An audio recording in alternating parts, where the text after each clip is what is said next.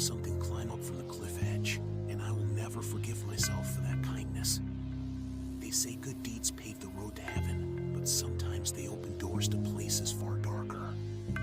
I'm writing this from a locked motel room 2 states away, and I need you to understand that what happened to me could happen to anyone. Because kindness is instinctive.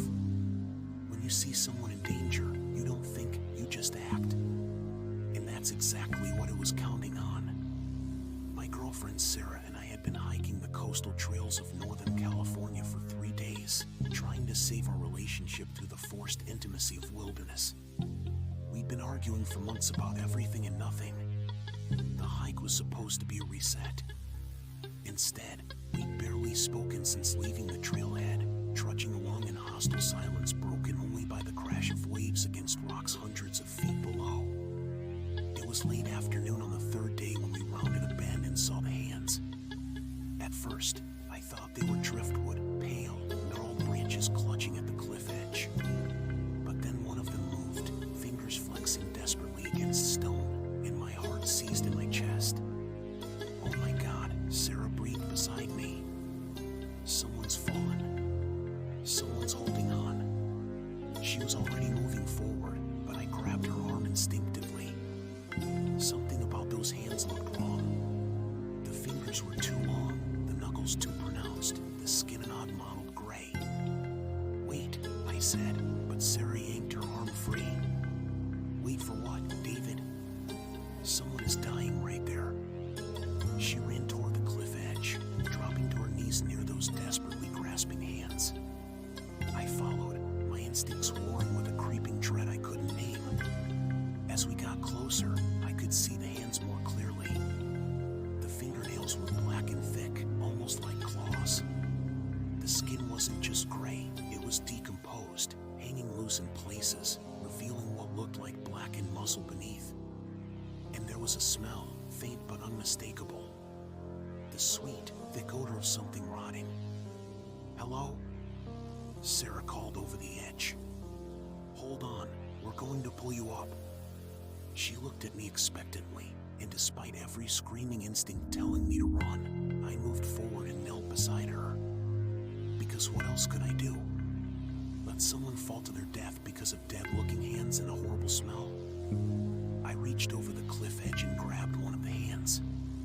The skin was ice cold and slick, like touching raw meat left in a refrigerator too long. Sarah grabbed the other hand, grimacing but holding firm. On 3, she said. 1, 2, 3. We pulled. The hands gripped back with shocking strength, and for a moment I thought it was going to pull us over instead. But then it started rising, using our grip as leverage, and I could see the top of its head emerging. Hair like wet seaweed, matted in gray. Then the face. I will see that face every night for the rest of my life. It was a skull barely covered by strips of leathery gray skin, eye sockets too deep and too dark, jaw hanging open to reveal teeth that were too sharp and too numerous. Water poured from its mouth, not seawater, but something dark and oily that steamed in the cool air. And the worst part was that it was looking right at us with those empty sockets, and somehow I knew it was seeing us, studying us. Sarah screamed and let go. I did the same, scrambling backward, but the thing didn't fall. It kept rising, pulling itself over the cliff edge with those impossibly long arms. Its body emerged, skeletal and dripping, wrapped in rotted tatters of what might have once been clothing. It stood fully upright, easily 7 feet tall, and the sound it made was like wind through a cave, like drowning, like every nightmare whispered in the dark. Then it moved toward us. Not walking, gliding somehow, moving faster than anything that decomposed should be able to move. Sarah and I ran. We ran back down the trail, our backpacks forgotten, our carefully planned route abandoned. Behind us, that thing made sounds, wet rasping breaths, clicks and rattles, and underneath it all, something that might have been words in a language no living throat should speak. We ran for what felt like hours before Sarah suddenly veered off onto a narrow side path. The ranger station, she panted. There's a seasonal ranger station this way. Half half a mile. I followed her onto the overgrown path, branches whipping at my face, roots trying to trip me with every step. Behind us, the sounds continued. Closer. Always closer. Then Sarah fell. Her foot caught on a root and she went down hard. I stopped, turned back, grabbed her arm. That's when I saw it clearly. It had stopped about 20 feet away, just standing there, watching us. Swaying slightly, as if moved by a breeze we couldn't feel. The dark water still poured from its mouth, steaming where it hit the ground. Why isn't it attacking? Sarah whispered, and I realized she was right. It could have easily caught us, but now it was just standing there, watching, waiting. And that's when I understood it was hurting us, driving us away from the main trail, away from any chance of encountering other hikers, deeper into the wilderness where no one would hear us scream. The ranger station materialized through the trees, a small wooden structure with a radio antenna. We stumbled inside, and I slammed the door shut, throwing the bolt and dragging a filing cabinet in front of it. Sarah was sobbing, curled in a corner, her ankle swelling. I grabbed the radio and started calling for help. Static. Just static on every channel, with something underneath it that might have been breathing. Then we heard it outside. The scraping. Long fingers dragging across wood, circling the station slowly, methodically.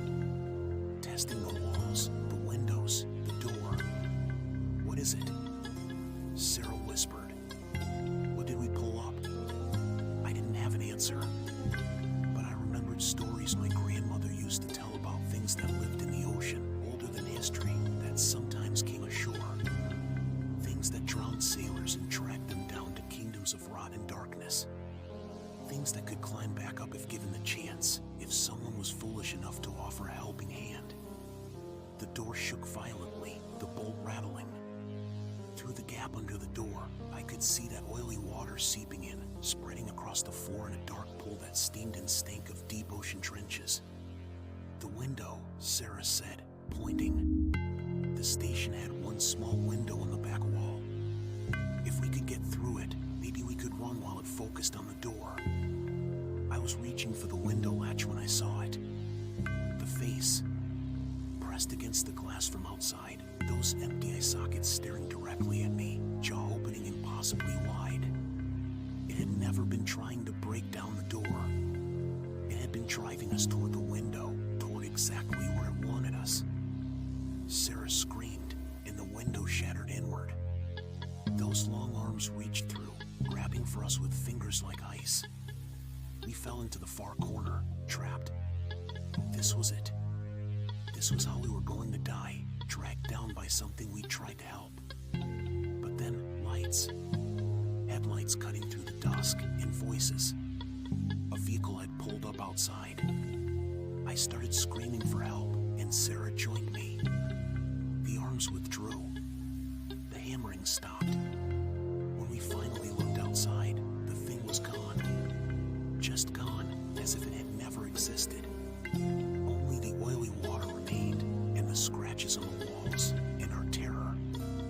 The people who found us were hikers from Seattle who'd gotten worried when they saw our abandoned backpacks. They radioed for help, got us evacuated by helicopter. Physically, we were fine, but something had broken between us during those hours of terror. Sarah and I broke up 2 weeks later. We couldn't look at each other without remembering those hands. But here's what keeps me awake at night. 3 months after it happened, I saw a news article about a couple who disappeared while hiking the same trail. They'd last been seen by other hikers near a cliff edge, apparently trying to help someone who'd fallen. Their backpacks were found. Their bodies were not. And in one of the photos of the search area, in the background, barely visible, you could see something on the cliff face. Something that might have been driftwood or shadows. Something that might have been hands, waiting for the next kind stranger. I'm writing this as a warning. If you ever find yourself hiking near a cliff edge and you see hands reaching up from below, don't look closer. Don't investigate. Don't help. Just turn around and walk away as fast as you can. Because some things that drown are meant to stay drowned. Some things that fall are meant to stay fallen. And some acts of kindness open doors that can never be closed again. The thing is still out there.